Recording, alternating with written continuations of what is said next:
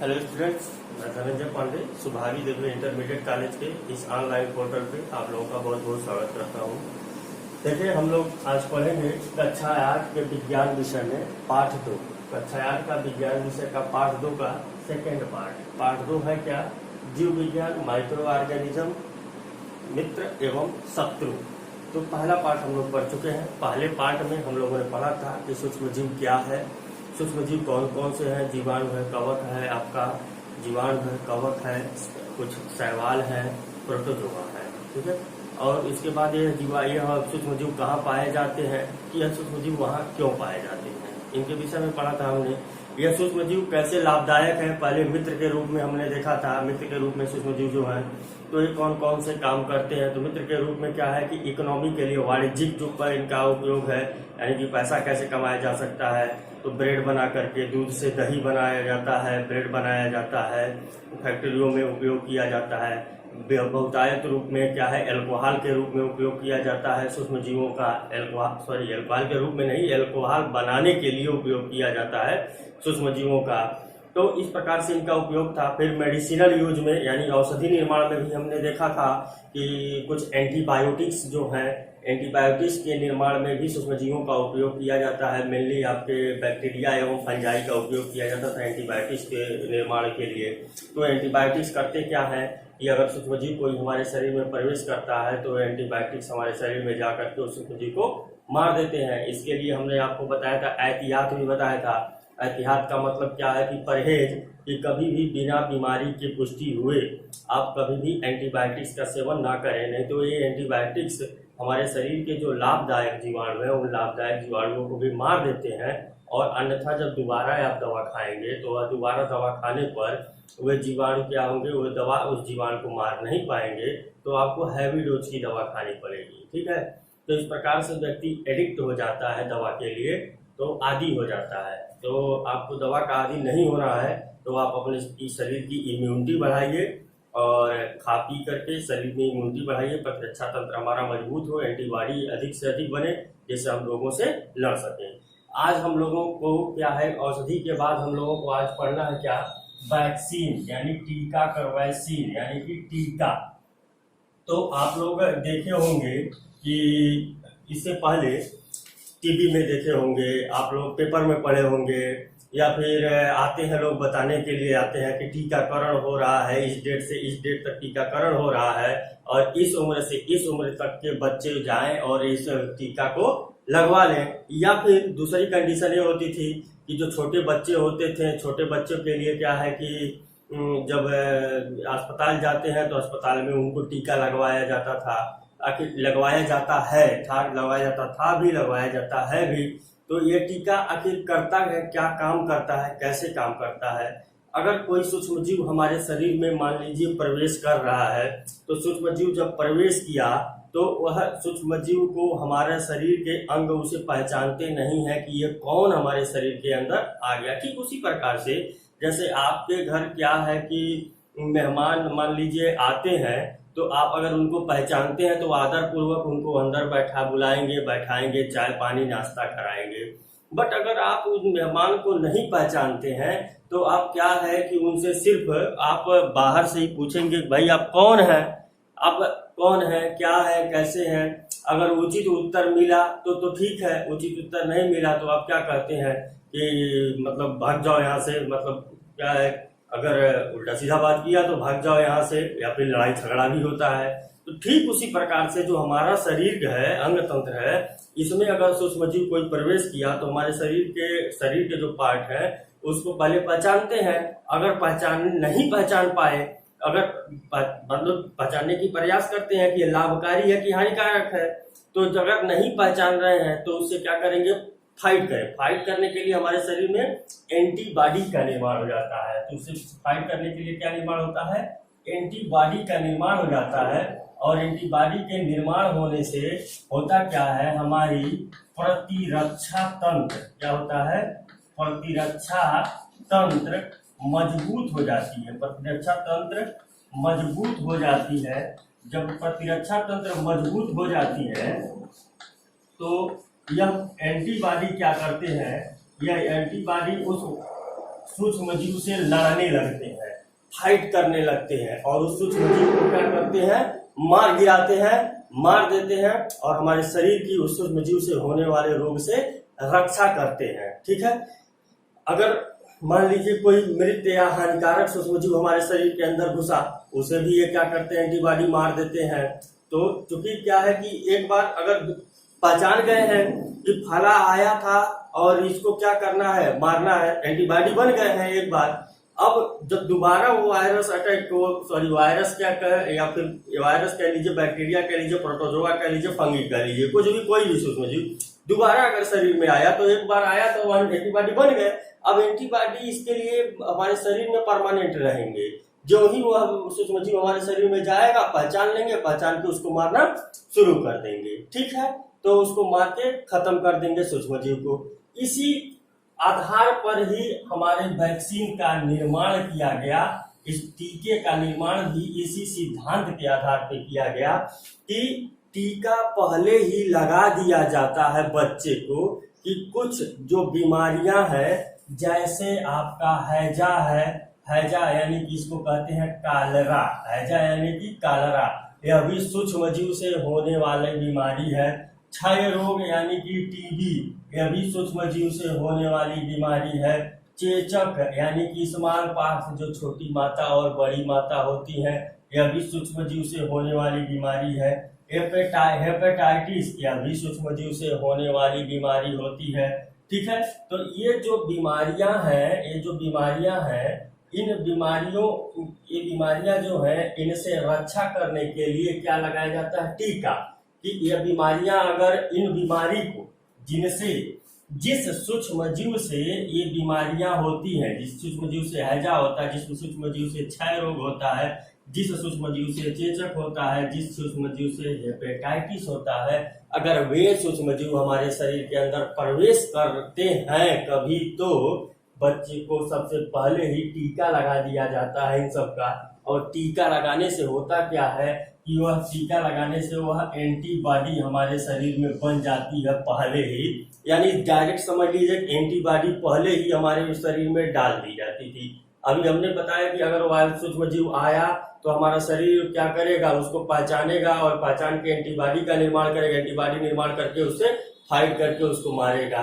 तो एक टाइम लगेगा इसमें। ठीक है, और चूंकि ये सब बीमारियां बड़े ही संक्रामक बीमारियां, बड़े ही भयंकर बीमारियां हैं, जानलेवा बीमारियां हैं, तो टाइम ना लगे इनको पहचानने में, इसके लिए पहले ही बच्चे को टीका लगा दिया जाता है, यानी उसके शरीर में एंटीबॉडी पहले ही डाल दी जाती है, जिससे बच्चे के शरीर का प्रतिरक्षा तंत्र पहले ही मजबूत हो जाता है। और जैसे ही इन बीमारियों को काज करने वाला, इन बीमारियों को उत्पन्न करने वाला सूक्ष्म जीव शरीर में उस बच्चे के पहुंचता है, तो एंटीबॉडी यानी कि टीके के रूप में एंटीबॉडी पहले ही डाल दी गई है।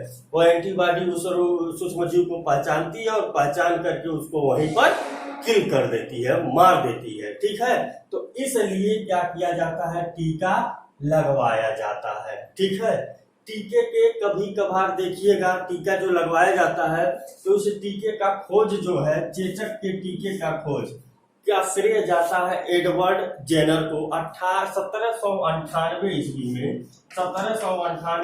में एडवर्ड जेनर ने चेचक के टीके का खोज किया था। चेचक क्या है, स्मॉल पॉक्स, वही क्या है, छोटी माता जी जो शरीर में होती है, छोटे छोटे दाने निकल आते हैं पूरे शरीर में, और स्मॉल पॉक्स है। एडवर्ड जेनर नामक वैज्ञानिक ने खोज किया था किसका, चेचक के टीके का। ठीक है, हैजा कालरा क्या होता है ये तो जानते ही हैं कि उल्टी और दस्त शुरू हो जाती है। और ये हैजा होता क्यों है, क्योंकि गंदा पानी पीने की वजह से, दूषित खाना खाने की वजह से होता है। क्षय रोग, टीबी जानते हैं जीवाणु के कारण होता है, बैक्टीरियो ट्यूबरकुलोसिस के कारण होता है। चेचक बताए थे वायरस के कारण होता है, छोटी माता बड़ी माता। हेपेटाइटिस भी वायरस के कारण ही होता है। ठीक, और कोविड-19 भी वायरस के कारण होता है, जिसकी वैक्सीन अभी तक बनाई नहीं गई है। अब वैक्सीन के बनाने का कार्यक्रम चल रहा है। आपका पोलियो भी क्या है, पोलियो का भी टीका लगता है और ड्रॉप के रूप में भी पिलाया जाता है। तो वो ड्रॉप जो पिलाया जाता है वो भी वैक्सीन है, वो भी टीका है, और क्या है जो इंजेक्शन के रूप में दिया जाता है वो भी टीका है। क्योंकि ड्रॉप जो पिलाया जाता है उसके कुछ साइड इफेक्ट हो जाते थे, पर बहुत कई केस में साइड इफेक्ट हो गया जो बच्चे बर्दाश्त नहीं कर पाए। तो इसलिए क्या है कि पोलियो ड्रॉप जो है, पोलियो ड्रॉप, तो पोलियो ड्रॉप के रूप में बनाया गया, लेकिन बाकी के टीके जो है इंजेक्शन के रूप में बनाए गए। ठीक, अब पोलियो ड्रॉप है और वो भी टीका है, और इंजेक्शन लगवाइए वो भी टीका है, सब लोग लगवाते हैं।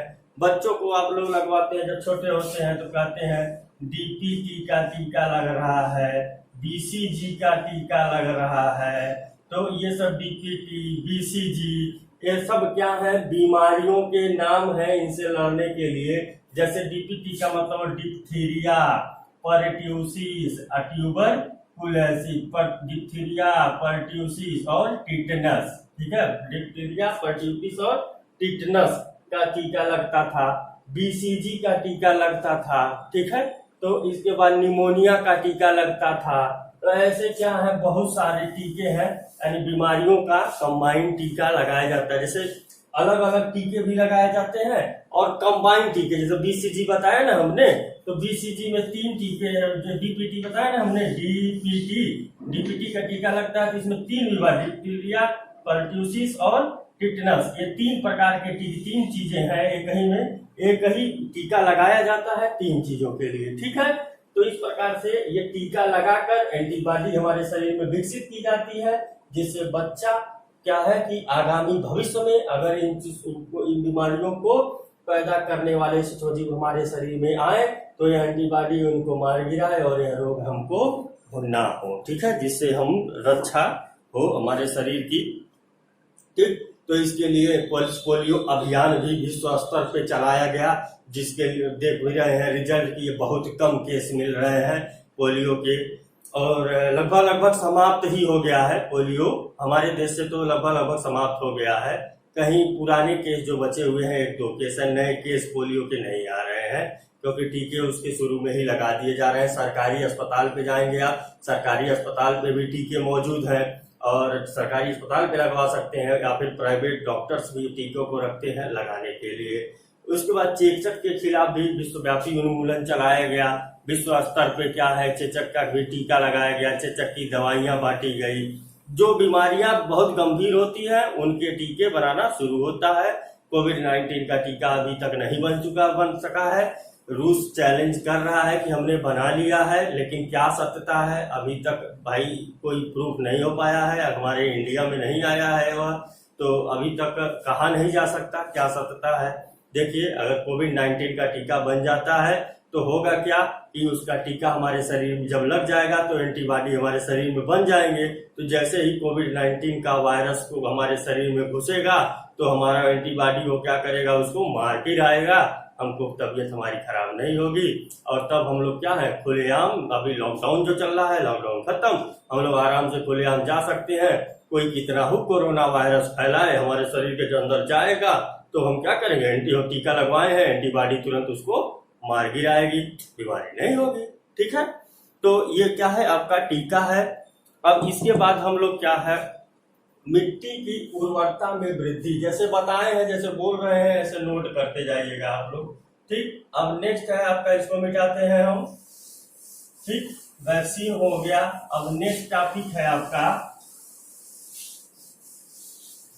मिट्टी की उर्वरता में वृद्धि। ठीक,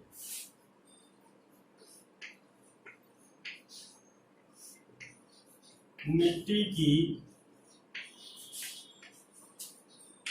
उर्वरता में वृद्धि। तो इसके लिए क्या है कि पहले वाले चैप्टर में भी हम आप लोगों को बताए थे, जब हम लोग पढ़ रहे थे फसल उत्पादन एवं प्रबंधन, तो उसमें भी बताए थे कि मिट्टी को क्या किया जाता, जोत दिया जाता था, जिससे प्लाऊ बन जाता, ढेला बन जाता है, उस ढेले को हेंगा दिया जाता है, ढेला फूट जाता है, भुरभुरा हो जाता है, भुरभुरा करने के पीछे हमारा उद्देश्य होता है कि मिट्टी में पाए जाते हैं सूक्ष्म जीव, माइक्रो ऑर्गेनिज्म पाए जाते हैं। जो माइक्रो ऑर्गेनिज्म करते क्या है कि जो मान लीजिए डंठल जो बचा हुआ है खेत में, तो डंठल क्या होता है जब जोत देते हैं तो उसी में मिल जाता है, और उस डंठल को क्या करते हैं सूक्ष्म जीव सड़ा देते हैं। पत्ते जो गिरे रहते हैं उनको सड़ा देते हैं, पुआल रहता है सड़ा देते हैं। तो सड़ा करके क्या करते हैं, न्यूट्रिएंट पोषक तत्व खाद के रूप में पोषक तत्व बना देते हैं। अब दूसरा जो पौधा लगेगा तो पोषक तत्व उसे पौधे को मिल जाएगा। ठीक, वहाँ हम लोग पढ़े थे, यहाँ भी हम लोग वही चीज पढ़ेंगे। दूसरा चीज वही चीज है यहाँ भी। दूसरा चीज आप लोगों को बताए थे हम कि जो लेग्यूमिनस प्लांट होते हैं, यानी दाल वाली जो फसलें होती हैं, दलहनी फसलें जो होती हैं, जैसे चना है, मटर है, सेम है, अरहर है, इनके रूट में क्या पाया जाता है, इनके रूट में पाया जाता है रूट नोड्यूल पाया जाता है। यहाँ रूट नोड्यूल पाया जाता है। ठीक है, तो जो रूट नोड्यूल होता है यह काम क्या करता है, ये जो रूट नोड्यूल है ये काम क्या, इसमें पाया जाता है बैक्टीरिया। बैक्टीरिया का क्या नाम था आपका, राइजोबियम नामक बैक्टीरिया था। ये राइजोबियम बैक्टीरिया क्या करता है, ये राइजोबियम बैक्टीरिया जो आपके वायुमंडल है, वायुमंडल में आपका नाइट्रोजन गैस है, तो यहाँ पर जो नाइट्रोजन गैस है इस नाइट्रोजन गैस को मिट्टी के अंदर ले आ देगा। ठीक है, तो राइजोबियम बैक्टीरिया मिट्टी के अंदर नाइट्रोजन को ले आ देगा। तो अब नाइट्रोजन जो है जब यहाँ पर आएगा तो नाइट्रोजन के कंपाउंड के रूप में आएगा, नाइट्रोजन के किसी दूसरे उत्पाद के रूप में आएगा। ठीक है, यौगिक के रूप में आएगा। तो अब यह जो नाइट्रोजन ये भी क्या है, एक पोषक तत्व है पौधे के लिए। तो इससे भी पोषक तत्व उर्वरता बढ़ी, मिट्टी की उर्वरता, नाइट्रोजन आया यहाँ से यहाँ तक, उर्वरता बढ़ी। नीले हरे शैवाल है, देखते हैं ना बरसात में काई वही लग जाता है, तो ये काई वही भी क्या करता है, आपका नीले हरा शैवाल भी क्या करता है कि यह भी मिट्टी की उर्वरता बढ़ाने में वृद्धि करता है। ठीक है, ये कि नीला हरा शैवाल भी मिट्टी की उर्वरता बढ़ाने में वृद्धि करता है। तो ये दो चीजें हैं। ठीक, अब ये क्या है कि जैसे ये नाइट्रोजन स्थिरीकरण इसे कहते हैं, पढ़ेंगे हम लोग आगे, इस आगे वाले टॉपिक में इसको पढ़ेंगे पूरा।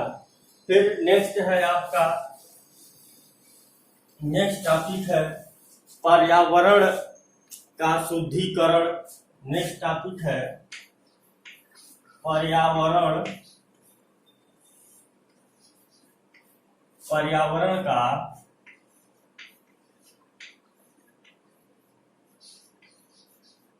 शुद्धिकरण।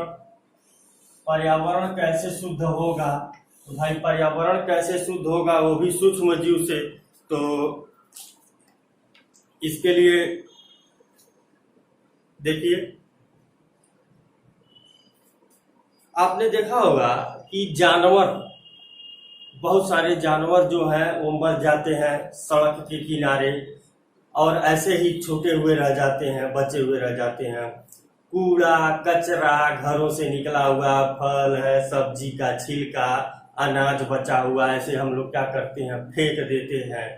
सोचिए जरा कि जो हम अनाज, कूड़ा, कचरा, फलों का छिलका जो बचा हुआ था फेंक दिए, जो हम लोग फेंक दिए रोड पर, अब यह अगर ऐसे ही पड़ा रहे, जो जानवर मरा है ऐसे ही पड़ा रहे, तो होगा क्या, जगह जगह जाम, गंदगी हो जाएगा, बदबू रहेगा। और क्या है कि ऐसे मरे हुए जानवर चारों तरफ बिखरे दिखाई देंगे, कचरा कचरा चारों तरफ दिखाई देगा, पर्यावरण पूरा दूषित हो जाएगा। परंतु आपको पता है कि यह सूक्ष्म जीव जो है वह नमी वाले स्थानों में पाए जाते हैं। ठीक, तो ये करते क्या है, ये सूक्ष्म जीव क्या करते हैं, ये सूक्ष्म जीव कुछ नमी वाले स्थानों में, कुछ सूक्ष्म जीव वैसे एनवायरमेंट भी पर्यावरण में भी मौजूद है। तो ये सूक्ष्म जीव करते क्या है कि वह जो जानवर मर गया है, वह जो कूड़ा कचरा आप लोग फेंक दिए हैं, उन कूड़े कचरे को क्या करते हैं, अपघटन करते हैं। क्या करते हैं, अपघटन करते हैं, डीकम्पोज करते हैं। ठीक है, तो अपघटन करते हैं तो यानी पहले सड़ाते हैं, सड़ाने के बाद उनको क्या करते हैं, अपघटन करने का मतलब कि जो उनमें न्यूट्रिएंट कंपोनेंट यानी कि जिस चीज से बना है, जैसे मान लीजिए मानव शरीर है ना, तो मानव शरीर प्रोटीन से बना है, अधिकतर हमारा भाग है जो मांस है, फैट है, प्रोटीन है, कार्बोहाइड्रेट है। तो ये सब जो बना हुआ है प्रोटीन से, कार्बोहाइड्रेट से, ये सब जो बना हुआ है पूरी शरीर, तो जब माइक्रो ऑर्गेनिज्म जो सूक्ष्म जीव जाएगा इसको तोड़ेगा तो इसके छोटे छोटे अवयव तोड़ देता है। तो कुछ भाग गैस बन करके उड़ जाता है आसमान में, वही जो हमको बदबू करता है। तो माइक्रो ऑर्गेनिज्म ही तोड़ता है, जब तोड़ता है तो गैस उड़ता है तो हमको बदबू करता है।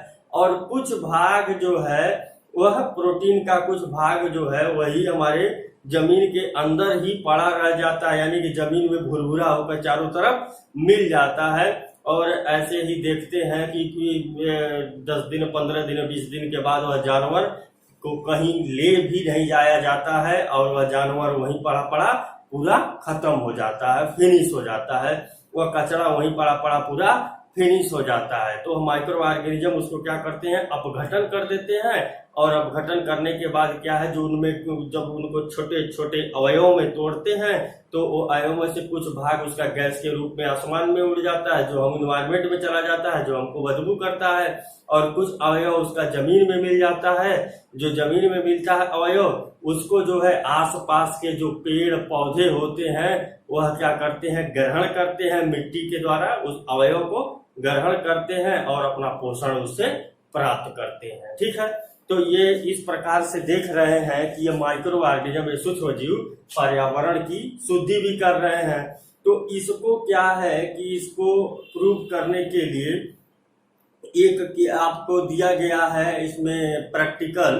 तो प्रैक्टिकल में क्या है कि बच्चे जो है वह 2 गमला ले लेते हैं, 2 गमला ले लेते हैं और 2 गमला लेकर करते क्या है, एक गमले में क्या करते हैं, एक गमले में घर से निकला हुआ छिलका, घर से निकला हुआ क्या है, छिलका, फलों का, सब्जियों का छिलका डाल देते हैं। और कुछ वेस्ट मटेरियल जो होती है, सूखी पत्तियां होती है, छिलका होता है, पत्तियां होती है सूखी हुई, ठीक है। तो ये सारी चीजें इसमें घर का जो बचा हुआ खाना है ये सब इसमें डाल देते हैं। और एक में जो है प्लास्टिक की बोतल, मान लीजिए प्लास्टिक का बोतल, एक में प्लास्टिक का बोतल डाल देते हैं, प्लास्टिक के खिलौने डाल देते हैं टूटे हुए, प्लास्टिक का जो ग्लास डाल देते हैं टूटा हुआ। तो ये हो गया और एक ये हो गया, 2 गमला हो गया। कुछ दिन तक रख देते हैं, कुछ दिन के बाद देखते हैं कि यह जो छिलका या पत्ती सब क्या हो गया, गायब हो गया। और गायब होकर के क्या बन गया, यहाँ पर ये ऐसे ह्यूमस मिट्टी के रूप में परिवर्तित हो गया। सब क्या हो गया, मिट्टी के रूप में परिवर्तित हो गया, यानी खाद बन गया। ये क्या बन गया, खाद बन गया। अब खाद यह बना है तो कौन बनाया, सूक्ष्म जीव बनाए। यह आपको पहले चैप्टर में बताया गया है। ये सूक्ष्म जीव उसको खाद के रूप में बना दिए। और खाद में क्या है, पोषक तत्व है।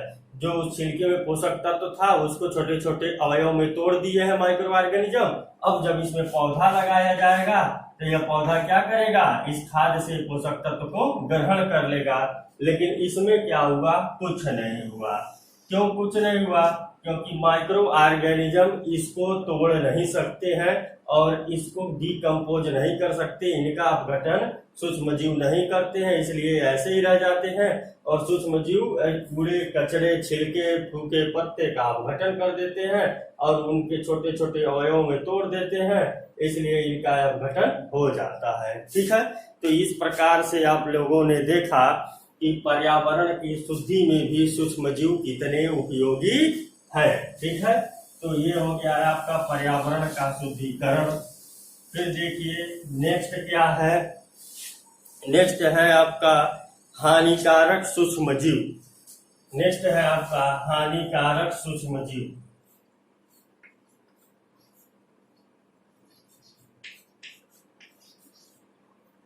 हानिकारक सूक्ष्म जीव। तो अभी तक यह चैप्टर का नाम ही है सूक्ष्म जीव मित्र एवं शत्रु। तो मित्र के रूप में कैसे उपयोगी है ये हमने देख लिया कि हमको वाणिज्य यानी कि पैसा कमाने के लिए भी सूक्ष्म जीव किस तरह से उपयोगी है।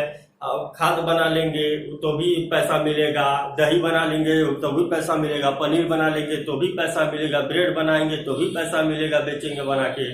तो वाणिज्य भी दे रहा है, औषधि निर्माण भी, दवाइयां जो रोगों से रक्षा करने के लिए भी सूक्ष्मजीव उपयोगी है, इस प्रकार भी मित्र है। पर्यावरण की शुद्ध कर दे रहा है, इस प्रकार भी हमारा मित्र है। मिट्टी की उर्वरता बढ़ा दे रहा है, इस प्रकार भी हमारा मित्र है। तो इस प्रकार कुल मिला जुला करके देख रहे हैं कि ये जो वैक्सीन यानी टीके का निर्माण हुआ सूक्ष्मजीवों से, यह भी हमारा क्या है, मित्र है, इस प्रकार भी। तो कुल मिला जुला के इस प्रकार हम मित्रता इसकी देख चुके। अब दुश्मनी देखिए क्या कर रहा है, दुश्मनी कैसे करेगा।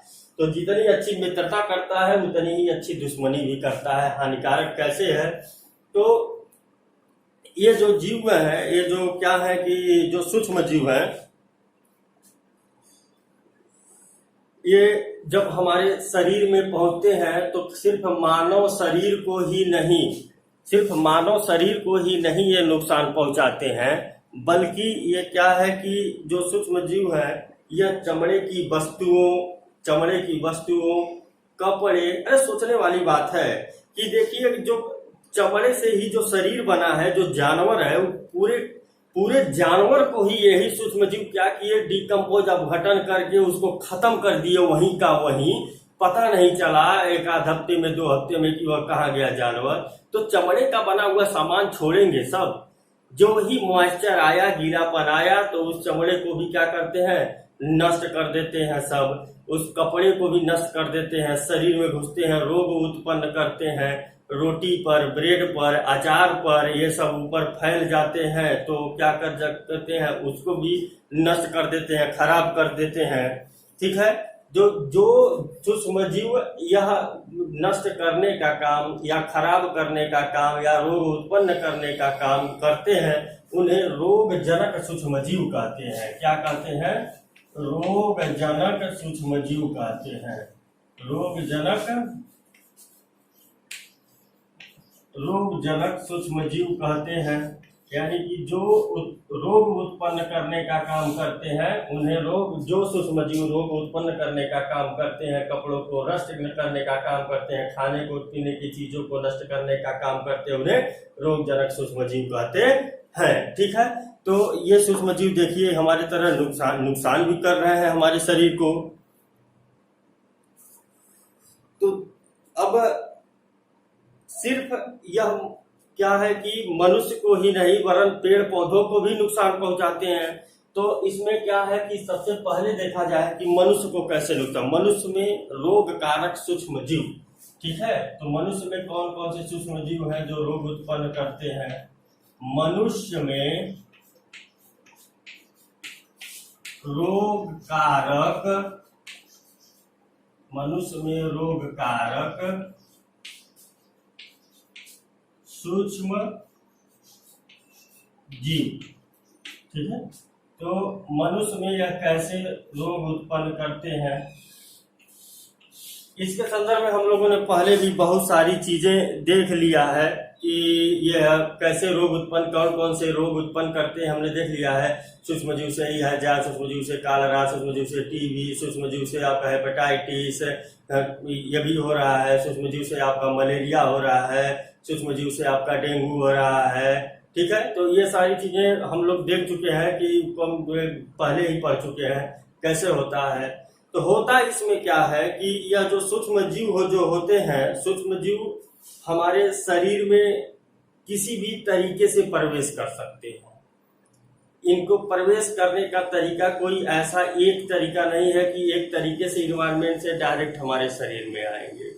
इनको प्रवेश करने का बहुत सारा तरीका है। जैसे कि मान लीजिए कोई जानवर है, जो जानवर के ऊपर यह सूक्ष्मजीव है, हम उस पर हाथ लगाए तो क्या है, वो सूक्ष्मजीव हमारे शरीर में चला आया। ठीक उसी प्रकार से जैसे कोविड-19 में कहा जा रहा है ना कि कहीं भी जाइए हाथ से किसी चीज को छुइए नहीं, हाथ को बार बार सैनिटाइज करते रहिए, बार बार धोते रहिए, किसी से सटिए नहीं, किसी से बात मत करिए। क्यों? क्योंकि जैसे ही आप बात करेंगे तो जो छींकते हैं, तो बात करने पर जो बूंदें निकलती है मुंह से, उनमें करोड़ों सूक्ष्मजीव होते हैं। जो छींकते हैं तो छींकने पर जो उसमें से निकलता है बूंद, उसमें भी करोड़ों मात्रा में सूक्ष्मजीव होता है। ठीक है, मान लीजिए हमने छींका, हाथ ऐसे लगा दिया और हाथ को कहीं पर रख दिया, तो हाथ पे रखा तो वह सूक्ष्मजीव क्या है यहाँ पर आ गए।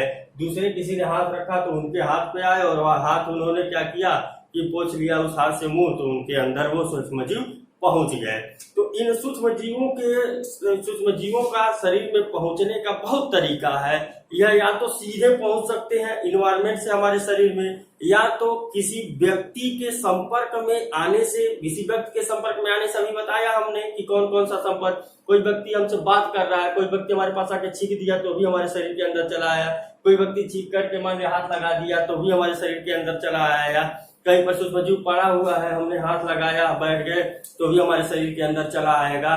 तो ऐसे इसके और क्या बहुत सारे तरीके हैं। वायु के द्वारा भी हमारे शरीर के अंदर आ सकता है। तो ऐसे या सूक्ष्मजीव के आने का बहुत ही सारा तरीका है कि जो क्या है कि हमारे शरीर के अंदर आने का इसका बहुत ही सारा पाथ है। तो इसलिए हमको इनसे बहुत ही बच के रहना है और इस समय खासतौर से कोविड-19 से बच के रहना है। ठीक है,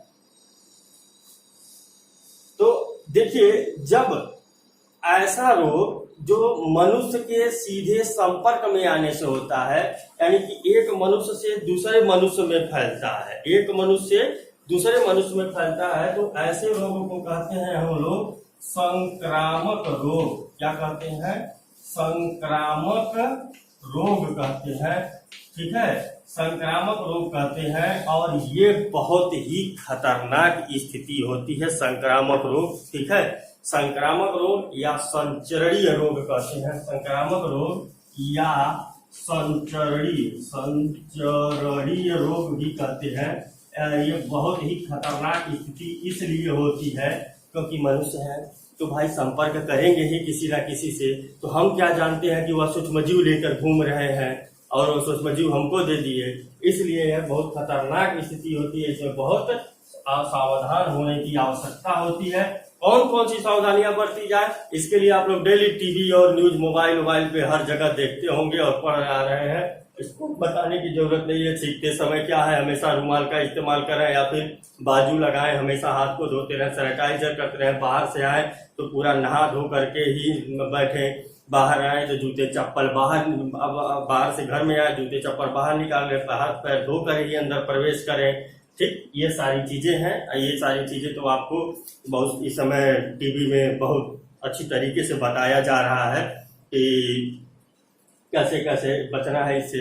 आपको बताया हमने कि कुछ जो वाहक होते हैं, कुछ जीव होते हैं जो इसको लेकर घूमते हैं। तो जो मान ली हमको बीमारी नहीं है, अगर किसी को बीमारी है, सूक्ष्मजीव का बीमारी है और वह आया और उसने क्या हुआ, छींका और हमको हो गया बीमारी, तो जो ले करके आया वह व्यक्ति क्या कहलाता है, उस रोग वाहक कहलाता है। क्या कहलाता है?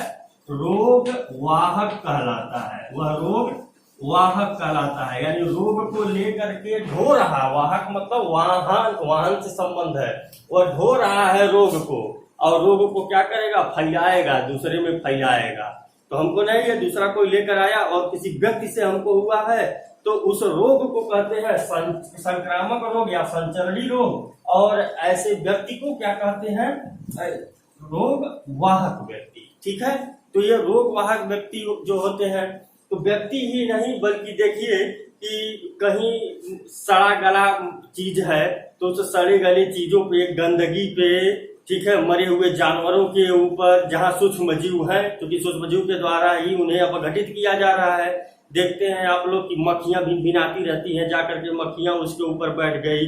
अब मक्खी जो उस सड़े हुए मरे हुए जानवर के ऊपर बैठी, सड़ी हुई चीजों के ऊपर बैठी है, वही मक्खी आकर के भोजन के ऊपर बैठ गई। ठीक है, भिनभिनाने लगी, मिठाइयों के ऊपर, चाट के ऊपर बैठ गई और वही हम खा लिए तो सूक्ष्मजीव हमारे शरीर में चला गया। तो जो वह मक्खी थी वह रोग वाहक कहलाएगी। मक्खी क्या कहलाएगी, रोग वाहक कहलाएगी। और जो रोग हुआ वो क्या हुआ, संचरणीय रोग हो गया।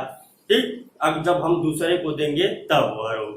तो क्या है कि ऐसे इस परिस्थिति से बचने के लिए हमें क्या चाहिए कि खाने को हमेशा साफ सुथरा ताजा बना हुआ खाना खाना चाहिए। मक्खियां जहां भी भिनाती हों ऐसे जगहों पर भोजन नहीं करना चाहिए, ऐसा भोजन नहीं करना चाहिए। ठीक है, अब देखिए जैसे तो कुछ जो इसमें मक्खी आप है, फिर क्या है कि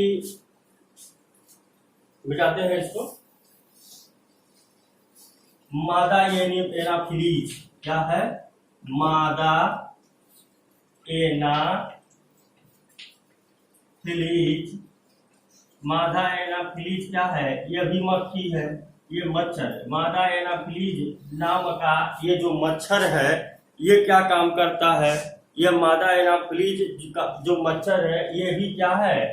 वाहक है। किसका वाहक है? वाहक है मलेरिया रोग का। ठीक है, मलेरिया रोग का। ठीक है, तो ऐसे ना लिखें, तो ऐसे लिखें, मलेरिया रोग का वाहक मलेरिया रोग का वाहक मादा एनाफिलीज मच्छर है, जो मलेरिया को उत्पन्न करने वाले सूक्ष्म जीव प्रोटोजोआ है। यो प्रोटोजोआ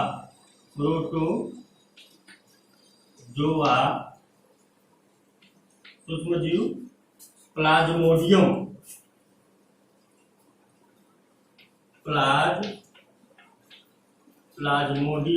इसको लिख लीजिएगा आप लोग। प्लाज्मोडियम को लेकर घूमता है और मानव शरीर में प्रविष्ट कराकर, घुसाकर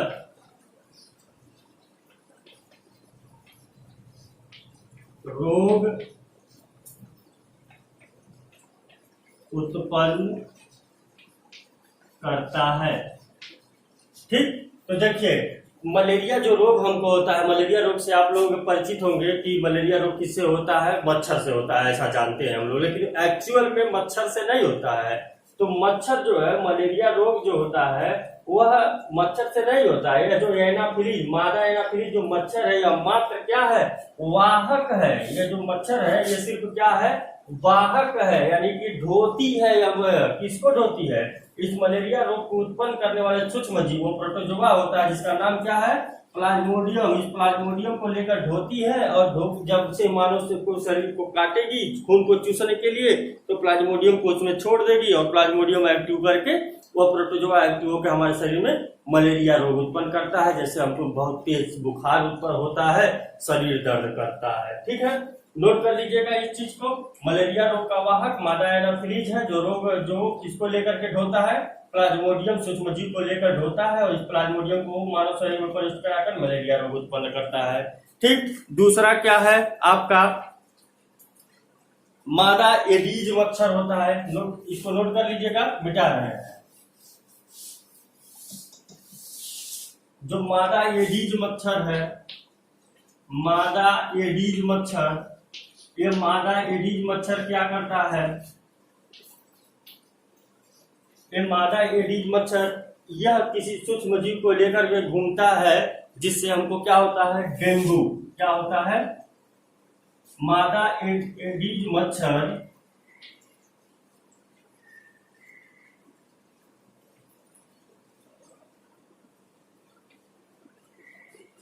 डेंगू रोग को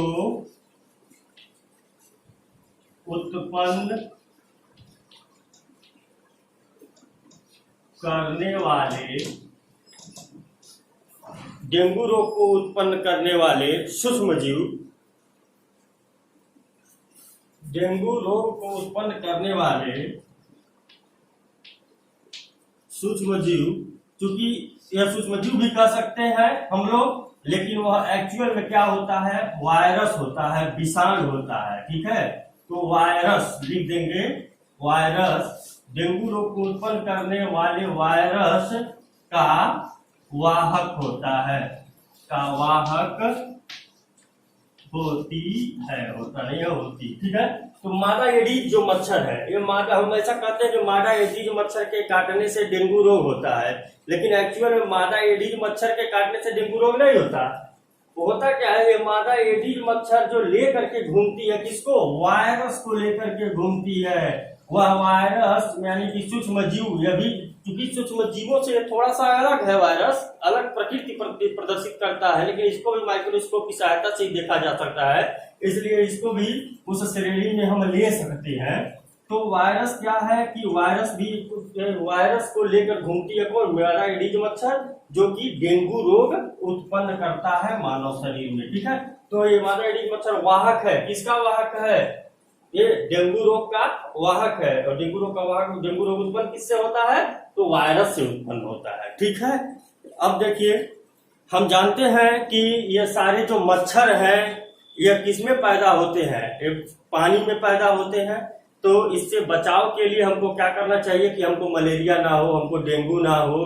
तो इससे बचाव के लिए हमको आसपास के जो गड्ढे हैं या फिर छत के ऊपर जो है टायर वायर फेंका हुआ है, कूड़ा फेंका गया, प्लास्टिक के कोई बर्तन फेंके गए हैं टूटे हुए, तो हम देखें कि उनकी निरंतर सफाई करते रहें और उनको पानी उसमें न पहुंचने रुकने पाए। कूलर है घर में तो पानी उसमें ज्यादा दिन तक रुके नहीं, पानी आपका है जब तक यूज करना है पानी रहे, फिर पानी निकाल के फेंक दीजिए, नया पानी डालिए। ठीक, तो यहाँ मच्छर को उत्पन्न करने से हम रोक सकते हैं। जैसे मच्छर को उत्पन्न करने से रोकेंगे तो रोग भी क्या होगा, अपने आप खत्म हो जाएगा। ठीक है, अब इसके बाद कुछ जो रोग है जो किनके कारण होते हैं और उससे कैसे बचना है, यह हमको पढ़ना है। नेक्स्ट पार्ट में इसको बताएंगे हम। तब तक के लिए आप लोग जितना बताए हैं सारा नोट कर लीजिएगा और एक बार यहाँ तक किताब को पुनः पढ़ लीजिएगा। जो चीज नहीं समझ में आएगा आप लोग ग्रुप में बेहिचक पूछ लीजिएगा। थैंक्स।